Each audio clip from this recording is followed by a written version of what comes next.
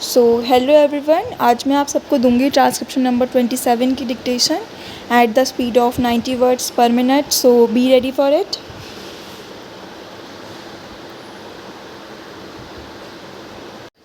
Start. Mr. Vice Chairman, sir, I rise to support the Plantations Labour Amendment Bill brought up by the government for our consideration.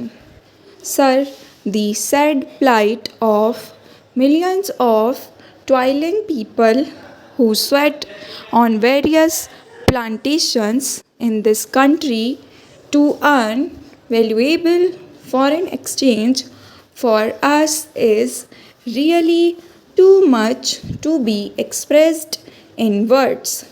These workers live and work in most inhuman and pitiable conditions. These plantations include tea, coffee, cinchona, rubber, etc. And as we know, tea alone is one of the major foreign exchange earners of our country. But, sir, it is indeed most regrettable that, notwithstanding a lapse of 34 years since our independence, these workers who earn crores and crores of rupees way of foreign exchange have to live in most miserable conditions. They live in houses that are most insecure and collapse frequently, and when these workers die as a result of these collapses, their guardians or their dependents do not get even due compensation for the loss that they have to bear. Unhygienic living in distant and far-flung areas, compounded with lack of medical and educational facilities, make their life utterly miserable. These plantation workers have to live abject poverty like slaves of their employers. And as we know, most of these plantations are still foreign owned establishments, last vestiges of the colonial rule, the British rule, and as said, it is a matter of deep regret for all of us that despite enacting an act, the Plantations Labour Act 1951, we have not yet been able to effect any improvement in their conditions. I think the employers alone are not responsible for their miserable conditions. We are also as much responsible as they are, because although we could enforce the enactment and we could improve their conditions much earlier, we have failed in doing so. Sir, on the 9th May 1974, this House, the Rajya Sabha, decided that a joint committee should be appointed to look into the desired amendment and put up a draft as early as possible for our consideration. On the 26th May 1974, the Lok Sabha also adopted a resolution, our motion, with the result that a 45-member committee, in which 15 representatives were from the Rajya Sabha and 30 from the Lok Sabha, was appointed to look into the matter. This committee was to submit its report on the first day of the 85th session of the Rajya Sabha. That was in 1973.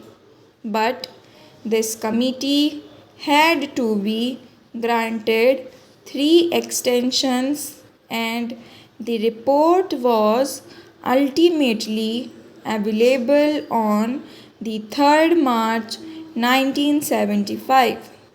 At that time, as we all know, the so called JP's movement of total revolution was at its peak.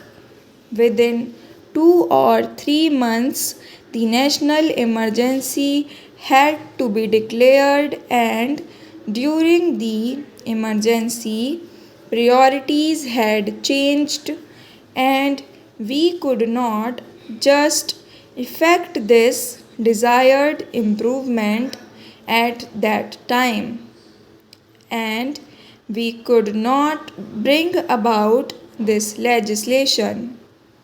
And then the Janta rule and the Lok Dal rule.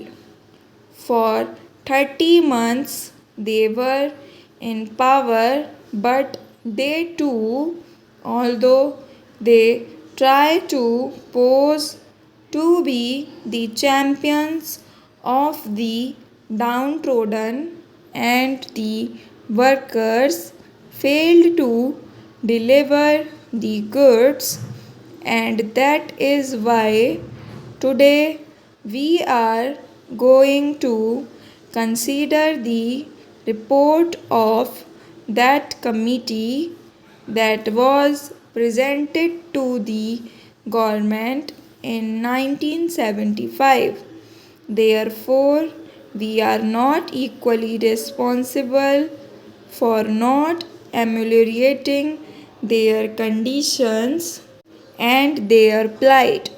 The committee had to consider 120 memoranda giving views and suggestions from various unions and associations, and 59 witnesses appeared before the committee, and that committee itself came to the conclusion that in various areas, even the barest minimum facilities such as arrangement for supply of wholesome drinking water, latrines, urinals, provision of qualified doctors had not been provided, though these amenities are a must under the Act.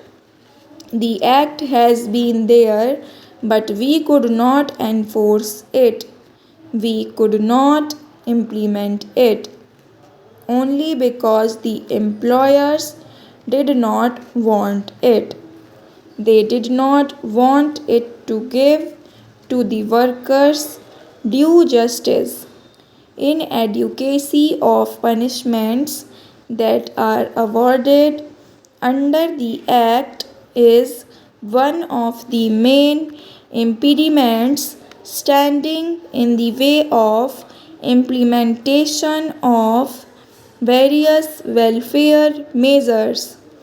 Courts generally take a lenient view of offences under the Act, and they let off the employers who are offenders with lighter punishment, which generally amounts to a fine of rupees 100. So the committee suggested amendment to section 36 of the Act. An employer is required to provide these workers living accommodation, but generally, in spite of the fact that the government gives loans and subsidies to the employers for construction of houses, progress in regard to these constructions is very poor. As I said earlier, very unhygienic and Insecure houses are there where these people have to live. Even compensation to the workers in the event of house collapse is not given. Stop.